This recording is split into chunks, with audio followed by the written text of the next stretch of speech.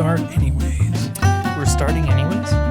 Why? I'm looking up facts about Henry VIII. You should have done this well before. I would have, but I listened to a bunch of documentaries and just couldn't get even halfway through the business documentaries. I know, they were so great. Hey, YouTube Shorts. I tried, They just condense it down. and all I learned about him was that he You know, here's the funny thing. I'm dubious. Anyways, you're let's not get sure? started. Welcome to the Twaddling Along podcast, the show the New York Times calls "Who Are You and How Did You Get This Number?" I'm your host, Dan McBride, here with my brothers and co-host, Jake Oh, that's right. I'm supposed to say something here, aren't I? Hi. and Josh.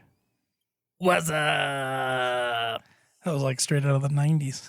That was You from, weren't even alive during the That What's was Up. like the Men in Black, the little dudes, the little aliens Oh, the yellow ones. Yeah, the little... that gave me nightmares when I was a kid. the ones that were pretty much a racial stereotype. That one. Yep. Moving on. All right, we've twaddled our way through King Tut, Filipino Ghost, and the Man Cold, and we had a lot of sojourns between. This week we are back to history. Our leader and the instigator into this week's topic is none other than the weirdo who at 7 years old would rather watch a World War I documentary than cartoons, Josh. Yeah. Man, I love history, and I am excited for today. This person of history is one of my favorites, not because he was good, not because he was bad, but because he's interesting. And England, he's kind of the hinge point for England, which I'm excited. He is. But I like to read a few quotes about this person written through history. Pope Paul III, are you ready? He said, "Most cruel and abominable tyrant." That was in 1538. Okay, this is a French ambassador in 1540. He said, "He is so greedy that all the riches in the world would not satisfy him.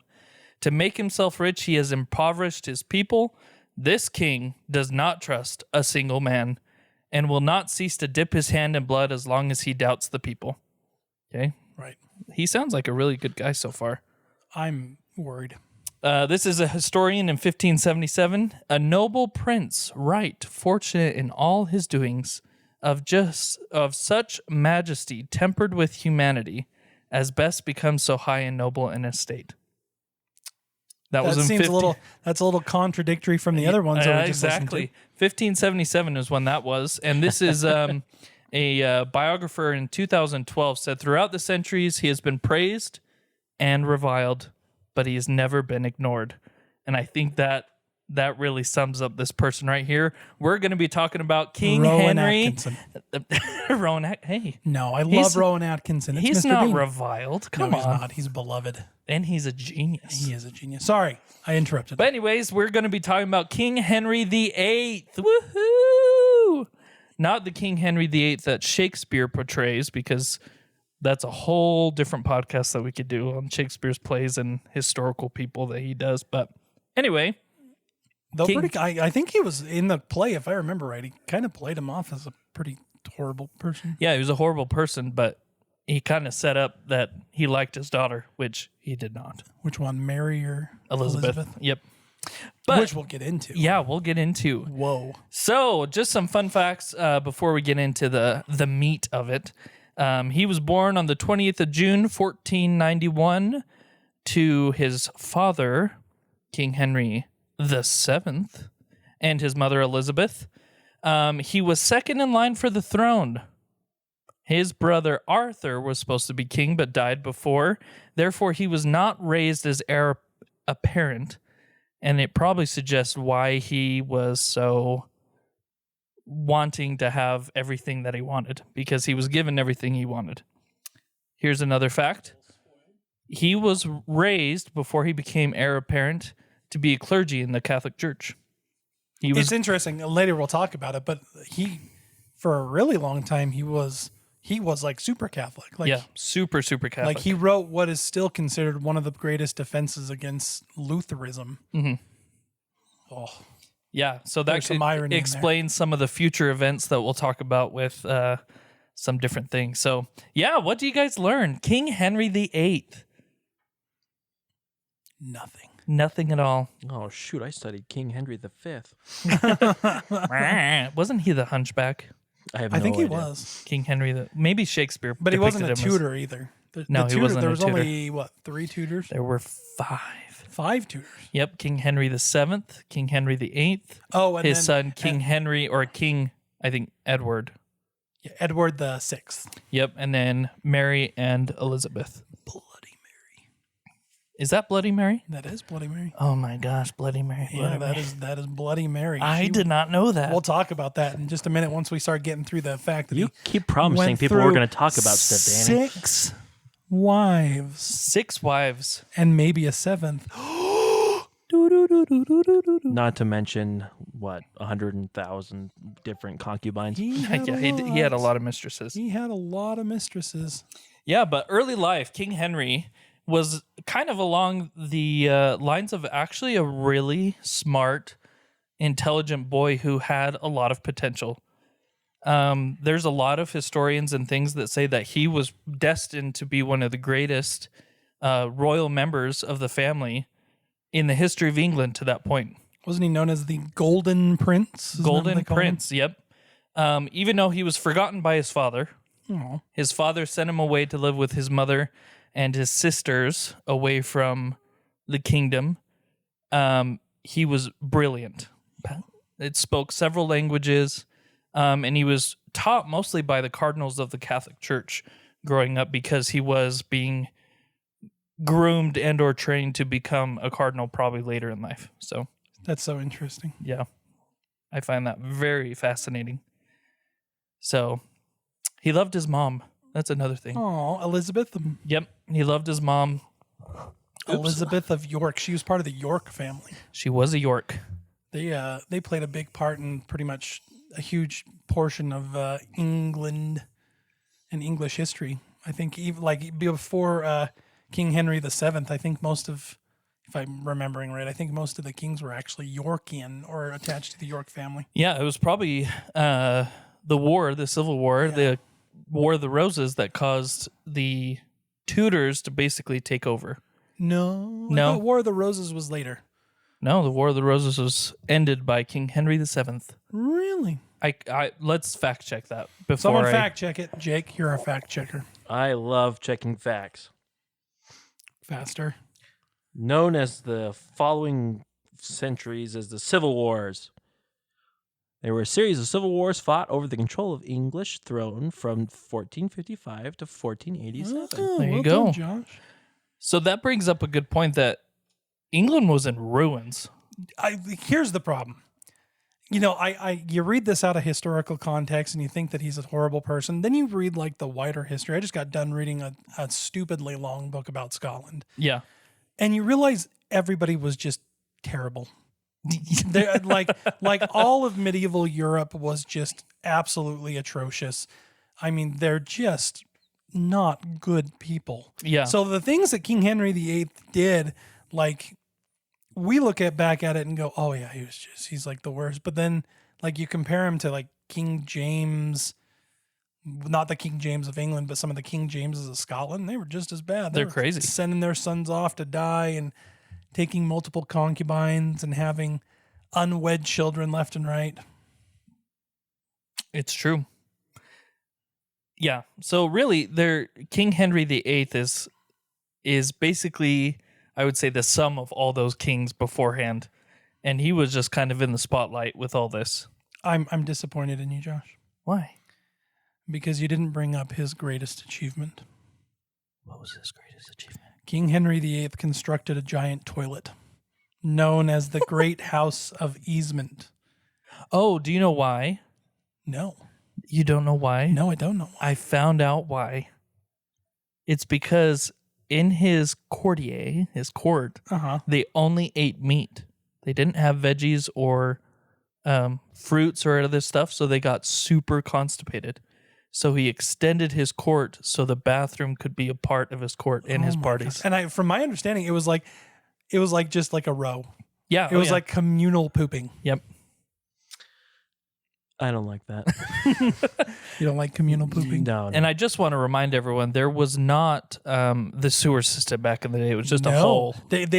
I was reading, they actually have a name, and I wish I could remember what it was, but they had like the super fancy title for the guy who like scraped down the toilets. It was man. the lead legionnaire of something. Can you imagine? I want that title when I plunge my toilet. That feels like it's a LinkedIn, like instead of like Exactly. janitor, it's I am the bathroom technician for, whatever. I am the vice president of sanitary supplies. Exactly. I'm going to so put that on mine. So when King Henry became king, he was only 17 years old. It was only a few days before his 18th birthday. So he was a young dude, and he ended up marrying his brother's widow, Catherine of Aragon, numero uno, to a long list of wives. But Catherine of Aragon was his first wife and was the widow of his brother. And there was a potential that he wasn't going to get married to Catherine because in the Catholic faith, if they've known each other as the Bible, consummated it. yeah, if they had done that, then it would not be a legitimate marriage. Right. And so they convinced the Pope that that had not occurred so that they can have marriage and have an alliance with Spain, because Catherine of Aragon was from the ruling house in Spain at the time. Yeah, do you know who her parents are? King Ferdinand and Queen Isabella of Christopher Columbus fame. Ferdinand. Ferdinand. Ferdinand. I always think of Ferdinand as like the bull. Oh, Ferdinand the Bull. You know, I remember watching that, and there's a new movie, isn't there? Isn't there like there's two of them. There's an animated one, a 3D animated one. Yeah. And thinking that Scottish cow that's played by who's it played by? Oh, I can't even remember. It was my favorite character. Oh man. Billy Connolly. Oh, was it Billy? I think No, oh shoot, Julie's gonna kill me. It's David Tennant, I think is who that was. Oh, is it really? Yeah. One of the Who's? The Doctor Who's? One of the Who's. The one Not of the Who's in down Whoville. in Whoville. My wife's favorite Who. I'm gonna have to double check that. I thought it was Yeah, Billy Connolly. let's take a look. It is in fact David Tennant. Doctor number 12. Isn't that sad that I know that? Number 12. No, he's not. Yes, he is. He's 10. Is he 10? I thought he was 10. Oh shoot, now I have to fact check that. We're gonna be fact checking all night Since long. this is legitimate This is- history, Yeah, seriously, we're gonna. he is the 10th. Oh man, I'm horrible. Remember, everyone. This Julie, is I hope you're so proud of me. this is a podcast called Twaddling. We are literally twaddling, in that we are making absolutely no sense whatsoever. Please do not take anything we say seriously. Yeah, please don't use our podcast as like a resource for papers. Oh, that would be awesome. Can you imagine? No, I would love that.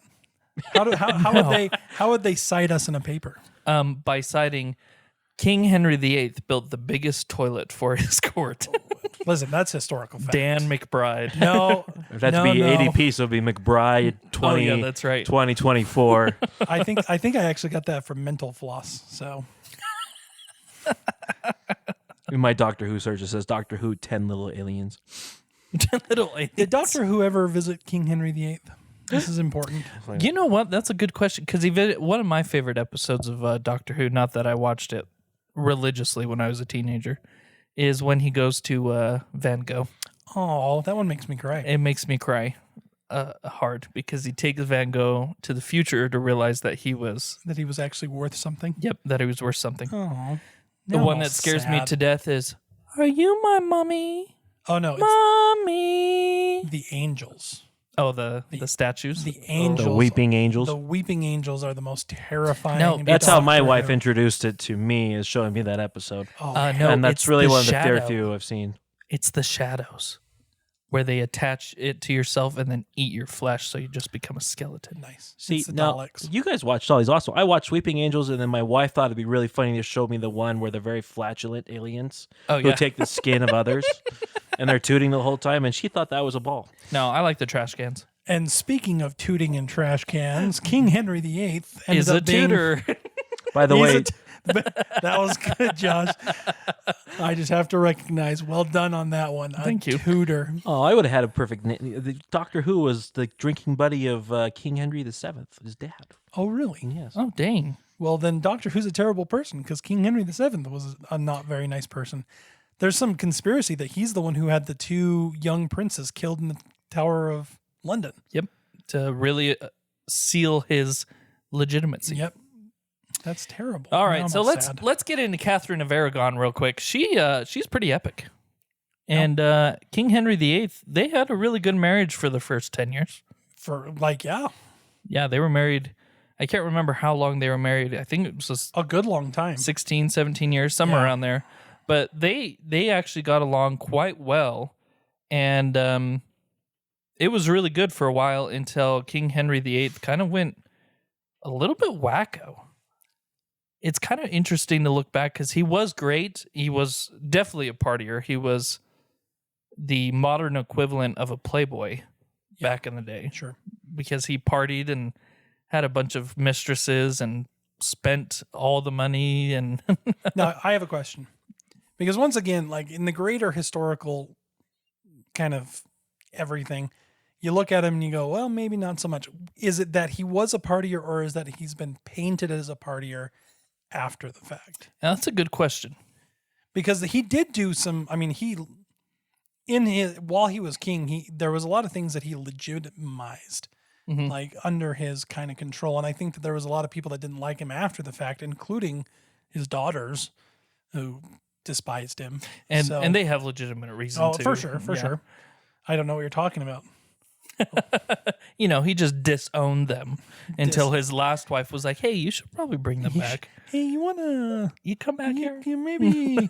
Good idea. Even though I exiled you. So they were married, by the way, for 22 years. 22 years, but 7 of those he spent trying to get. a divorce. That's true. Do you want to hear that story? The Pope said no.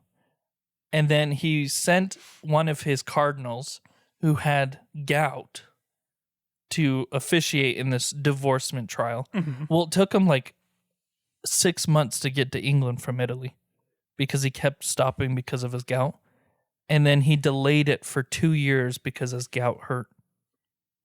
And so it was King Henry believed that it was a ruse just to delay the divorce trial any further and further and further. When you look into this cardinal, I mean, he liked to have stuff served to him on golden platters. Yes. He also had illegitimate children. And so, I mean, I don't know how cardinally he was. So here's the other thing. So we're talking about Pope Leo X. Yeah, Pope Leo. Do you know who Pope Leo X is? Isn't Pope Leo he? X. He's Giovanni de Lorenzo de Medici. He's The one of the Medici popes. Medici family popes. And they are corrupt as sin, especially Leo X. He was Let's see. quite literally considered the most corrupt pope ever. Like he openly talked about not believing any of the tenets of Catholicism.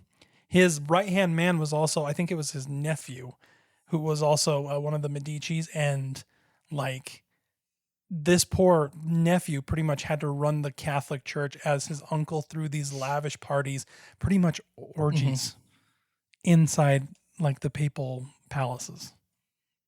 Ew. Yeah. So Hopefully there's they some, cleaned up since then. there is some where's our little light? We can go in there. We can take it around. Take our UV So, light. the UV one. there is a little bit of a like pull the mote out of your own eye Yeah. in this kind of situation, because I Literally. think in all actuality, I mean, you think about the importance back then of having the male heir. Like he grew up, King Henry VIII grew up with stories of King Henry V and what happened when he died, Yeah. and the absolute atrocious, which I think it was the War of the Roses. So, you know, if that's always in the back of your mind and your wife is just not producing a male heir, and then she gets to a point where she can't have any more kids, children anymore, and you've only got a daughter, Mary, I could see you kind of starting to panic. Now, do you go and try to get your marriage annulled? Probably not nowadays, but back then it might have just been a way for his line to survive. Yeah, and here's the other thing is the Pope previously had allowed annulments in marriages for this exact purpose. Yep. There was another point that probably made it why the annulment didn't happen is the Pope was a oh gosh, it slips my mind.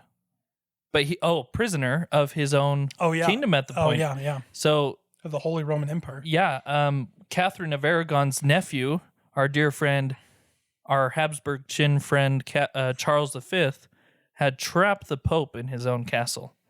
And so imagine if the Pope sent out a letter saying, oh, by the way, your aunt is no longer the Queen of England.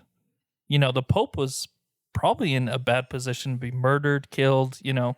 And so the Pope probably did it out of necessity to survive his imprisonment by Charles V. No. Did you know that? So I kind of forget that so many things were happening at the same time. So Martin Luther was still very much alive and very active during this time. Yep. Which is why Protestantism kind of was in the air.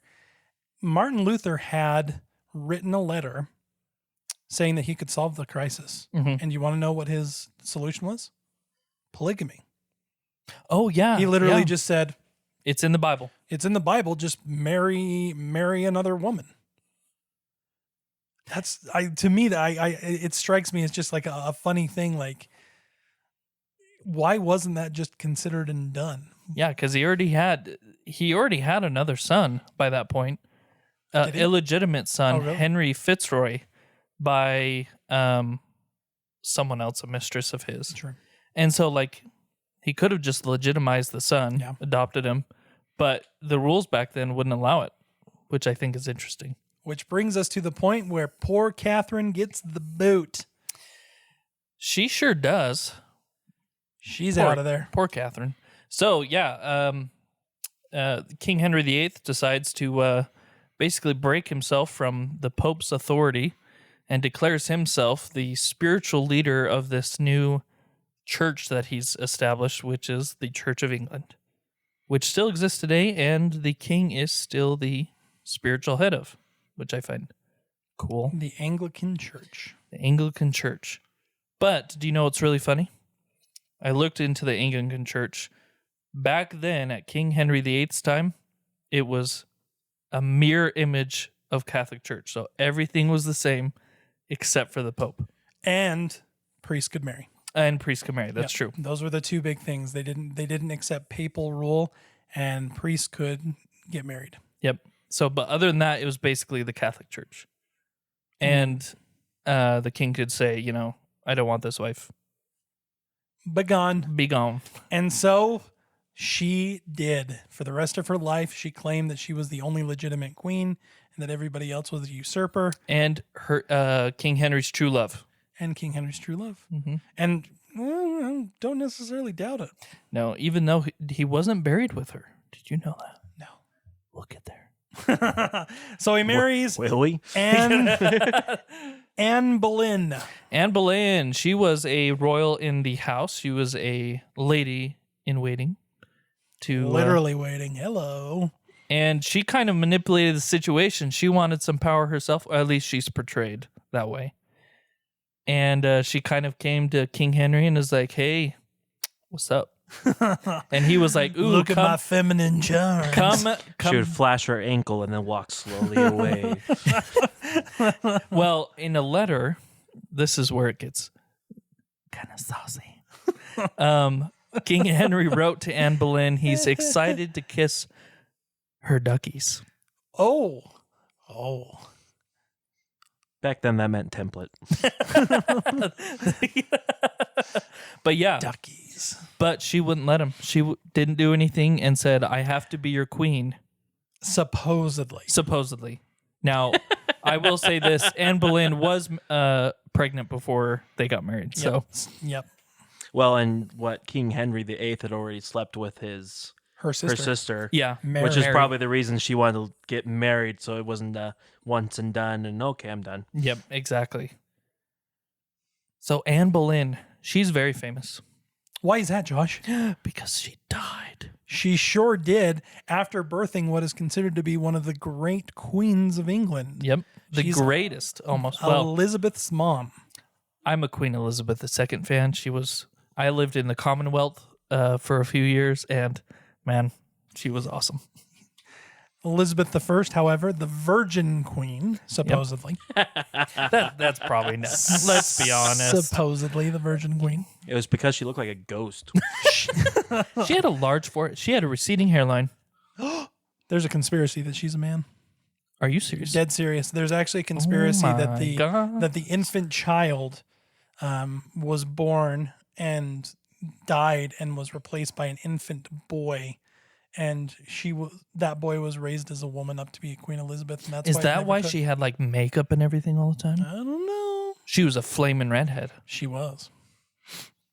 So what happens to Anne Boleyn? She births Elizabeth in, when was it? 1533, and not but 3 years later, off with her head. Yeah, King Henry VIII accuses her of adultery, incest, and plot to murder the king.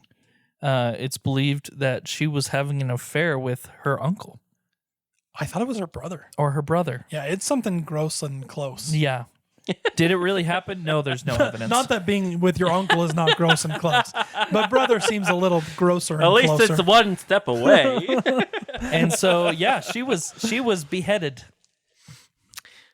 Do you realize? So that means Elizabeth was 3. Yep. When her mom lost her head. Yep. But That's got to warp a little mind. well, no wonder she looked like a man. Yeah. Like, I mean, in all sincerity, like, because there's been some writing that Mary, the Bloody Mary, Mary Tudor, and then Queen Elizabeth weren't all that close. Like, No, they weren't. they started off being pretty close. Like, Elizabeth specifically was very enamored by her older sister, loved her, wanted to spend time with her, but Mary Tudor always kind of resented Elizabeth as the daughter of the usurper. Mm-hmm. And so that's got to be a lonely way growing up. Your dad's a megalomaniac, Yeah. just an absolute horrible person who's married 5 women by the time you're a teenager, and then having no mom because your mom had her head cut off because she was sleeping with your uncle. I mean, like, that poor girl. You know, later we talked about incest with King Tut. Yeah. What's with this royals? is not, we're not turning into an incest podcast. That's not our goal here. I like the word inbreeding. Inbreeding. Inbreeding, that's a good one. That is a good word. I like that. We're an inbreeding combo. No, just kidding. No. Everyone, don't clip that. But yeah, Anne Boleyn dies, and it's very shortly after that he marries a woman by the name of Jane Seymour. He was engaged the day after Yep, engaged the day after. and married 10 days later. Isn't that crazy? Can you imagine being the wife or the fiance of someone who just killed their spouse and being like, you know what? He seems like a good guy. Yeah. There's a lot of people that think that Jane Seymour was actually his true love. Yep, and he was buried with Jane Seymour. He at her she died from complications related to birth to the heir. I can't remember. King Edward the Sixth. Yep. So she died by complications, and he locked himself in a room for several days until one of the cardinals came in and said, "Hey, you probably want to get married again." Yeah. So it wasn't a cardinal. It was Thomas Cromwell. Oh, yeah. So Thomas Cromwell, a kind of a side player in this entire thing, but a very, very important historical figure when it comes to Protestantism and the Church of England. He was kind of the right-hand man to King Henry VIII, and really he was the one that pushed the annulment of the first marriage. And a lot of people actually think he did it as kind of a way to separate England from the Roman Church. Yeah. Do you know what's super funny? I watched a thing, and it said that Brexit, coming to modern times, was just a second Brexit because this first Brexit of King Henry VIII was the true division from Europe. Brexit 1.0. Yep, King Henry VIII. I want to point out something. So I listed all the churches that his wives belonged to. Catherine of Aragon was Catholic. Yep. Obviously, they were Catholic And at the time. till her dying day was very Catholic. Anne Boleyn was a Protestant sympathizer, so she was already sympathizing with Lutheranism before she had been with King Henry VIII, and probably influenced him to add a few Protestant things. Jane Seymour, on the other hand, she was Catholic. Was she? Yep. In fact, by this point, King Henry had already issued this thing where he was going to destroy all the monasteries, steal the money, and fund himself. Yeah. Jane Seymour stopped that and had him rebuild a few monasteries because she was Catholic and said that that was not a good idea. And then comes the fourth wife, shortest of his marriages, Anne of Cleves. Now, this is my favorite story. Do you guys know the story? I read a little bit about it. So she was she German? Uh-huh. Yeah, German. And instead of going to see her himself, he sent this artist. Thomas Cromwell. Yep. And he said, hey, go paint a picture of her, bring her back, and if I think she's beautiful, we'll invite her to court. Brings back a photo, very beautiful picture of a young lady. He's like, perfect. Bring her in. Did he paint the wrong one? I don't know. But according to Henry, as soon as she walked into court, she was the ugliest thing that he had ever seen on the planet. This is the exact quote. I promise you, I see no such thing as hath been shown me of her by pictures and report. I am ashamed that men have praised her as they have done, and I love her not. So in other words, he went, you ugly. I don't want you. And you know what? Bless her heart, she said, I mean, okay. And she annulled it without any kind of complications. And because of that, She lived. not only did she live, she thrived. Yep. He gave her like a huge amount of dowry. He named her his blessed sister, which is, well, we're getting back into the weird incest things again. Blessed sister. And she was known as, other than the queen and the princesses, the top woman of England. And poor Thomas Cromwell, because he really messed that up. His head was gone. It's like, I thought you were a good artist, but no, I'm going to have to kill you. So Seriously. So, fun fact, by this point, King Henry had also become a little bit larger. And the reason is because he had a horrible accident jousting. And he fell off his horse, and something happened to his leg and possible brain injury, they were thinking. Some studies have said. But because of this, he couldn't exercise or anything, so he'd gotten quite fat, and his wound was left open the rest of his life because that's what doctors thought was the best thing. Well, it started to stink. Oh. And when Miss Anne of Cleves came in, he said that she smells like the devil. And everyone knew that it was him, but couldn't say anything because And Anna Cleves is like, I sure do. Shoot, should we annul this wedding? Absolutely. You gaping, terrible person. Yeah. So he was, by the time of his death, he was over 300 pounds and had, let me just make sure I get this right. He had a 54-inch waist. That's how tall was he? He was 6 feet tall. Oh, he was actually pretty tall. Yep. He was yeah, but if to have a waist that large and be tall, that means you've got zero muscle. Yep. That's all in the waist. He was so heavy that they had to use like the most forward mechanical machines to move him around because he couldn't go up steps, he couldn't get on horses or anything. And so they had to like lift him with a lift. How would you like to be how would you like to be so fat that you bring a country from agrarian to like an industrial nation just because they have to build machines to push you around? Can you imagine? I did this. Can you believe? So he went to war to France after all this, like when he was super fat.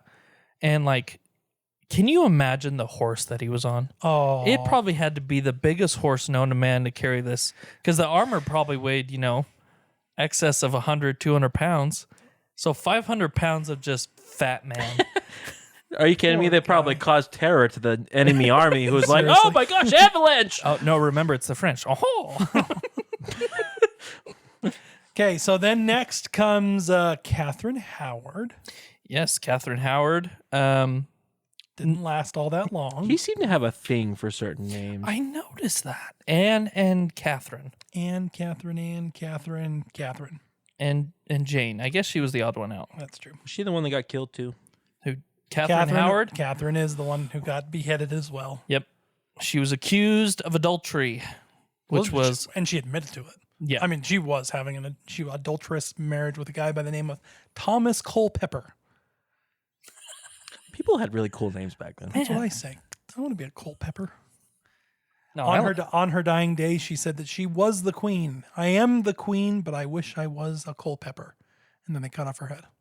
That's her. What happened to poor Thomas? He also lost his head. By the way, there's a lot of Thomases. There's a yeah. lot of Thomases. Because there was also another Thomas before Cromwell that was also kind of close with King Henry, and I can't remember his name. Yep. I think he got killed too. Yeah, I think he did. I think that if you were around King Henry VIII long enough and you weren't an ugly Denmark lady, then you were pretty much destined to die. yeah. Well, they said that like you in that day you couldn't do anything. Like you had to be careful drinking because if you made a joke that was even a little bit remotely sour about him, you would get killed. And that's the thing is, you know, he was a religious reformer, but he was a very staunch zealot when it came to following biblical. Well, you know, Supposedly. I'm going to rewind. He held everyone else to a very high standard where he himself was, you know, kind of a playboy. But he, if you went against the biblical word, man, you did. Well, and he also introduced a lot of like pretty radical thoughts. Like one of the things up until this point, England for a number of years still had judges that presided over like criminal cases.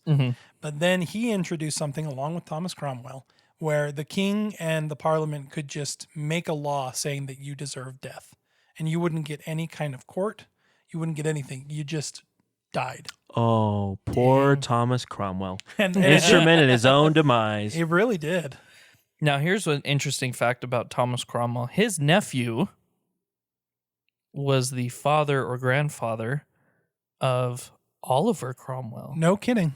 who was the person who basically took over England Yep. and made it not a kingdom. A almost democracy. Yep. A very theologically puritanical democracy. Yep. No kidding. I guess that makes sense. Yep. They were close relatives. So after Catherine Howard was executed because of her adultery, he married his last and final wife, Catherine Parr, who had just as much personality as he There's that did, Catherine again. and kind of leveled him out towards the end of his life. Are you sure it leveled him out, or is Well, he just I should say so this. fat that he's like, okay. That's true. So I'm going back to the large king that he was. There's a lot of conspiracies about why he started acting the way he was. Because for all intents and purposes, in his early life, as we were talking about, he was the golden child, and he was seen as very intelligent. Yeah, he spoke was- Greek, Latin, Yep. English, German, French. He spoke like 6-7 languages. And like we already talked about, he wrote a whole thesis that defended the 7 sacraments of the Catholic Church from the Reformation ideas of not needing things and the Anabaptist ideas of, the radical idea of wanting to and agreeing to be baptized instead of just baptizing infants.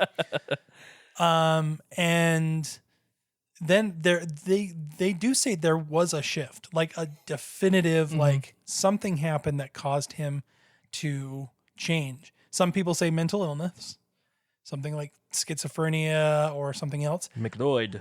Other people say it could have been something like a STD, which is very possible. like he had syphilis. The other thing that's really interesting is maybe he was just diabetic. That maybe he Poor just guy. got type 2 diabetes and he was just grouchy. Hyperthyroid. Hyperthyroid. Hyperthyroidism. Yeah. Hyperthyroid. Speaking of small stroke, Yeah, good seriously. grief. Yeah, I was reading a little bit, and it talked about those things as well as the head injury possibility during Head his injury, falling, as well as the wound on his leg became gangrenous. It had like pus-filled nasties. I certainly hope no one's eating. Yeah, don't watch this or don't listen to this while you're eating. Don't watch this. Yeah, just look at the cartoon on our video. You'll be great. But he was probably in so much pain that he became a raging alcoholic to numb it because there weren't any, painkillers back in the day. So in times that he had these crazy mood swings, there's a possibility he was in so much pain and didn't have alcohol. Or the opposite, he was just drunk. He was off a his raging rocker. alcoholic. Yep. Poor guy. I Yeah. don't feel bad for him at all. He just seems like he. I think a lot of people try to justify him being an awful person. He could have just been a bad person. Yeah. One of those people that, like, at the age of 30 went, oh, wait, I'm the king and can do whatever the heck I want. And so he did whatever the heck he wanted. And it just ended up being awful. Just absolutely awful. Mm-hmm. Yeah. So Sincerely. But like I said earlier, he was kind of the hinge point for England he really was. because he laid the foundation for, in only a few reigns, it was 10 years after his death that Queen Elizabeth took over, somewhere around there, and started the golden age Yeah. of Shakespeare. of Great Britain. You have the imperialism started just after her with the colonization of the Americas and different things like that. Right after her is the unification. Yep. So that's when Scotland Scotland and- under James And was also unified. at the same time, King Henry VIII also united Ireland. Yeah, he was the first king that was Irish, Yep. like the considered an Irish. And so it's crazy that this evil person with all of his deeds started the foundation for what became one of the greatest empires that we've ever seen on the planet. Though I think that some may argue that it makes perfect sense that an evil person would create an evil empire. Yeah. Not saying that England's an evil empire. It was. But there are some people that could make a pretty darn good case that during that time, England's power was tyrannical Yeah, to the rest of the world. We're English, I could point it out. Man, they were evil as heck, man. They We're not English. We're American. 1776. Yeah, I declared my independence. Dag blam, July 4th, huh? Amen. Guns, Jesus, America. America. But don't you have a little bit of Irish in you sometimes? No. Yeah, potato. No, You don't? I do not. You don't- you don't no, have it. It's funny. If you go on the ancestry thing, so you two do both have a pretty good percentage of Irish. No, in you. do. I have 1%. Oh, you only have one. do? You Yeah, have like yeah. 8%, don't you? I don't have know. I have a Let's good let's percentage. take a look. Nothing. Sidetrack. I have absolutely nothing. I'm Scottish and English, and then I've got some Norwegian and Some other stuff. some other stuff in there. Yeah, I just want to point out, just totally sidetrack because we have ADHD. My uncle loves to find out all this DNA stuff of where we come from. And basically it just points that we're the whitest people on the planet. We but, are really white. I can't even find it. Then that's sad. Maybe it's okay for them not to know how white we are, Joshua. really, really white. Well, I just want to see how much Irish I was. Yeah, I'm pretty sure I'm only like 1%. No, I swear you were a little bit more than that. I'm 2%. Well, that's a whole percentage up. That's 100% increase. That's so much percentage. Yeah. And then Jake, I think that you are quite a bit more. So I am. So our Irish friends, man, we're with you. I mean, We're right there. what are you? What are we doing? What are some political thing? No, I'm not. I'm just saying, hey, What are we supporting? we're Seriously. Irish. Josh with is you, man. Josh is over here making pronouncements. Freedom! Don't make Oh, me sing the right. Scottish national anthem. Oh, Scotland. Oh, Scotland and Ireland. Josh, don't get that confused. You'll get Oh angry no, letters. no, these are very different people. But yeah, going back to King Henry VIII, not being Irish himself, but claimed to be Irish, like we did just then. Yeah, he did some pretty cool things. The other thing he did that kind of led to the imperialism was he created the start of the British Royal Navy. Oh, really? He doubled, or I can't remember the actual percentage, but he like mass produced a ton of ships. Well, he had a lot of excess income Yeah. because all of the money that was going to the Catholic Church just wasn't anymore. Yeah. He sold all of the artifacts that were in monasteries and stuff. So the joke was that he took like a piece of the cross from Jesus and sold it to France for like 1 million francs, Really? and then would fund his navy that ended up destroying the Spanish Armada, within a few decades. So, have you guys looked at your ancestry lately? No. They've changed things. Oh, I know. I can't find anything. I now have Germanic Europe in mine instead of just English. What the heck? And they took away some of my Scottish. All right, we're And doing a now pivot. they're saying that I have some Irish in me. 8%. Sorry, see, this is the exact example of twaddling. We've officially twaddled. I'm Welsh. So, anyways, yeah, we'll go back to we're going to go back to this after the podcast because now I'm curious what your guys are saying. Interesting. So, King Henry pretty much eats himself to death. He's 50 some odd years old when he dies. 55 years old. He is in bed. He is gangrenous. He is just the fattest man. He's basically melting in his bed at the point that he dies. He dies because of tuberculosis was his final diagnosis of what he died of. Consumption at the time. Yep. Interesting. But it's probably because he was eating, the approximation is probably 5,000 calories a day with no exercise, no nothing. So, I'm a huge fan of like strongmen. Brian Shaw, he eats, 10,000 calories, but he's burning a lot, ton of that. He's eating, King Henry VIII's eating half of that, but doing jack nothing. And so you can imagine the weight that he could put on so quick. So then after he dies, we have his son that comes to reign. Yep, his son was, I think, 10 years old. Yeah, He was super young. And so he was had king regents with him at the time, but they were the ones that started the true Reformation of England, finished King Henry's work, and really changed the Church of England into what it is today, along with Queen Elizabeth later on. It's crazy. Did you know that when Edward fell ill at 15, he purposely excluded both his sisters, Mary and Elizabeth, from being in the line of succession? Yep, he chose like this Lady Jane Grey. Yeah, it was like his second or third cousin. Yep. And the reason he was Protestant and Mary was Catholic. And Mary was very Catholic. Yep. That's why she's very Bloody Catholic. Mary. Yep. She got in and killed everyone that wasn't Catholic. Really, I mean, yeah, quite literally just went through the ranks and murdered everyone. Yeah, it's like we talk about her dad being a pretty bad person, but she earns the moniker Queen Mary very well. Yeah, Bloody Mary. Yeah, Bloody Mary. Yeah, and I don't blame her.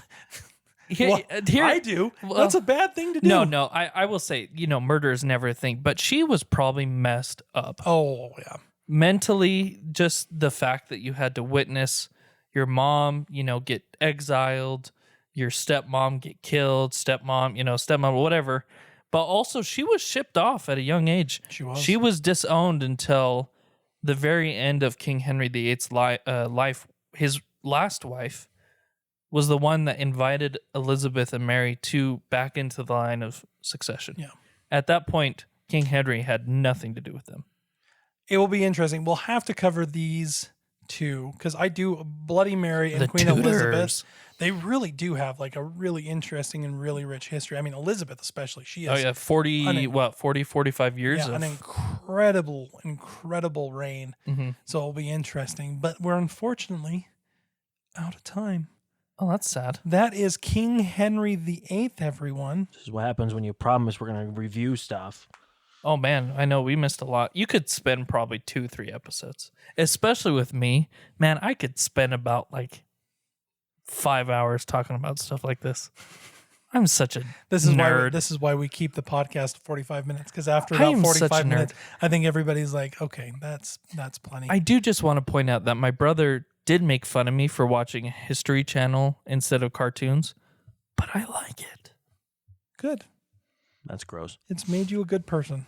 Very, very worldly, with lots of intelligence. I like the History Channel too, but it was like alien shows and haunted places. That's so. true. History Channel's not what it was back in the day. By the way, rest in peace, American Pickers. I can't remember his name. He just passed away this past week. Oh, no kidding. We used to watch that. Yep, the shorter guy with the beard. I did not. You never watched American Pickers? I did not want to. It was boring. Oh, I It was watched incredible. American Pickers. But yeah, he passed away, so No, shout that's out to sad. his family. Hope they're doing good. Okay, final thoughts, Jake. Oh, why did you start with me? Let's see here. I'm really excited for the upcoming weeks of this podcast. Henry VIII was a very peculiar person. I couldn't even make it through like the first half of any documentary because it was like 5-6 hours long. Because by that time I'm like, all right, so he killed, he divorced, killed, divorced. Oh, there goes all the Thomases. I feel bad. Oh my goodness. Josh. King Henry VIII. Are you having a stroke now too? I am having a stroke. Holy cow. Speaking in tongues. No, I'm just kidding. King Henry VIII, yeah, he's a horrible guy, but it's interesting the impact that he's had on history as a whole. Because of his Reformation with England, that started the spread of Reformation throughout the entire world. And also, one last thought for me. Don't get fat. Too late. Far too late for that, sir. I know, I'm already obese. BMI, obese level, whatever. I'll tell you what, as long as you don't get fat, marry 6 times, and Murder 2 of them. murder 2 of your wives, Take out all the Thomases. and all of your children, you just kind of send them away, then I think that's okay. Okay. But okay. if I have to come over with a stick to push you to get up, I'm going to be If you have to upset. start an industrial revolution to get me out of bed, I'm going to have to make a pulley system just to get you out of your bed. I'm going to be PO'd.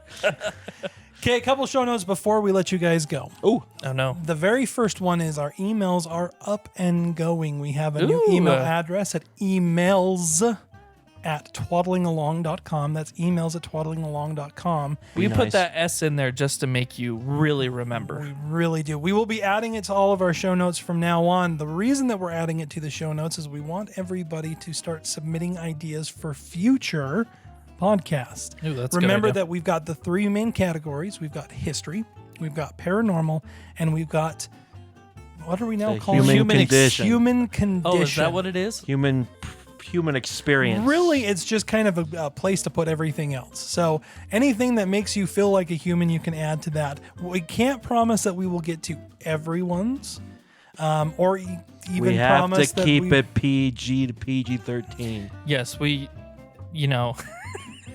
Joshua. the end. The other thing that we are going to be talking about is starting in the month of December. Now that we've got this up and going, we will be going to 3 podcasts a month with a potential 4th if something interesting happens in the world. That's to keep us kind of sane, so we're not doing podcasts every single week, and will also keep us married, because if we try to do this every single week, I'm pretty sure our wives would eventually go the way of Anne Boleyn, but opposite. And here's the thing is, remember, we're in our mom's basement. She kicked us out a long time ago, and so she doesn't want us here every week. So after this round of everything, starting in the month of November, we will be doing just 3 podcasts. It will be the history and the paranormal and then the human condition, and then we will see you in the month of December. So those are the show notes that I have. My final thoughts on King Henry VIII: communal toilets. Bring them back. How about I want a really large toilet mansion where it's just me. And I can play whatever music I want and make the noises I want. Danny, I think couples have a hard time with communal toilets. Well, the world would be a much better place if we were in communal toilets. There's nothing to hide when you're in communal toilets. That is very true. And with that, that's the podcast. Thanks, everyone, for showing up. We hope you had a great listen. We'll see you next week, everyone.